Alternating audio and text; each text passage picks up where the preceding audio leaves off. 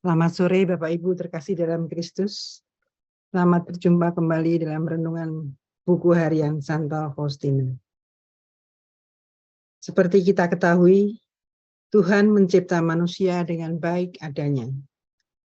Dalam Efesus bab 2 ayat 10 dikatakan antara lain, dan karena kita ini buatan Allah, diciptakan dalam Kristus Yesus untuk melakukan pekerjaan baik. Kita bisa melakukan pekerjaan-pekerjaan melalui sarana-sarana yang kita punya. Kaki, tangan, pikiran, dan perkataan kita. Hari ini kita akan mencoba merenungkan pekerjaan melalui mulut kita. Mulut kita bisa melakukan pekerjaan secara jasmani ataupun secara rohani. Secara jasmani mungkin bisa dalam bentuk makan, mengunyah, dan lain sebagainya. Kemudian secara rohani, kita bisa mendoakan seseorang, kita selalu bisa memuji Allah atas berkat-Nya, juga bisa melakukan ibadat, dan lain sebagainya. Namun kita juga harus selalu waspada, menjaga mulut kita. Melalui mulut yang sama, kita bisa tergelincir melakukan pekerjaan yang tidak baik. Sehingga ada juga ungkapan yang mengatakan, mulutmu adalah harimaumu. Mulut kita bisa menjadi harimau kita.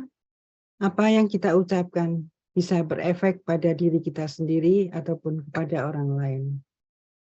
Apabila kita tidak waspada. Ada banyak ungkapan terkait dengan mulut, seperti antara lain, you are what you eat. Kemudian ada juga ungkapan, silence is golden. Ada juga ungkapan yang mengatakan, lidah itu seperti singa. Jika dibiarkan lepas, ia akan melukai seseorang. Bapak Ibu, pada hari ini kita akan merenungkan bacaan harian Santa Faustina nomor 92. Akan kita dengar nanti sikap bagaimana Suster Faustina tentang mulutnya ataupun tentang lidahnya yang sebagai berikut ini. Penghinaan adalah makanan sehari-hari bagiku. Aku tahu bahwa mempelai perempuan sendiri harus ambil bagian dalam semua yang dialami oleh mempelainya.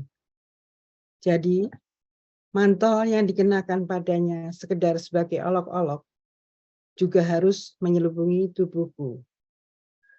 Pada saat-saat seperti itu, kalau aku sangat menderita, aku berusaha tetap tinggal diam, sebab aku tidak mempercayai lidahku yang pada saat-saat seperti itu cenderung untuk berbicara tentang dirinya sendiri.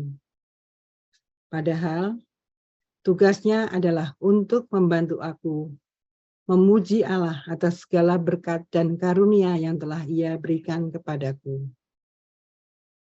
Apabila aku menerima Yesus dalam komuni kudus, aku minta kepadanya dengan khusyuk agar Ia berkenan menyembuhkan lidahku, supaya dengan lidahku aku tidak melukai entah Allah, entah sesamaku. Aku menghendaki lidahku memuji Allah tanpa henti. Besarlah kesalahan yang dilakukan oleh lidah. Jiwa tidak akan mencapai kekudusan kalau ia tidak terus mengawasi lidahnya. Bapak Ibu, Suster Faustina yang menyadari sebagai sahabat Yesus, yang dia mengistilahkan ia sebagai mempelai perempuan, harus bersedia menerima semua olok-olok.